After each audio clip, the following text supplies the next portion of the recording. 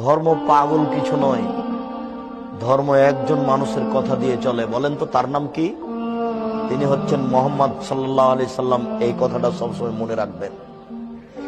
আমি আপনাকে হানাফি, শাফি, মালিকি হতে নিষেধ করিনি। আপনি হন, হানাফি হয়ে থাকেন, মালিকি হয়ে থাকেন, হাম্বলি হয়ে থাকেন, আপনাকে আমি নিষেধ করিনি।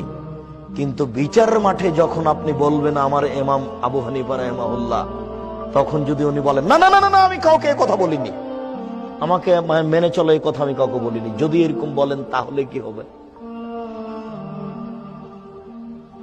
আপনি যদি বলেন আমি ইমাম শাফিকে মানি, উনি যদি বিচারের মাঠে না খরচ করেন তাহলে কি হবে? এই জন্য পৃথিবীতে একজন মানুষকে মাথায় রাখবেন, যার নাম মুহাম্মদ সাল্লাল্লাহু আলাইহি সাল্লাম। লাভ হোক আর লস হোক, বেশি কিছু করার দরকার নেই। ফরজ সালাত আদায় করেন,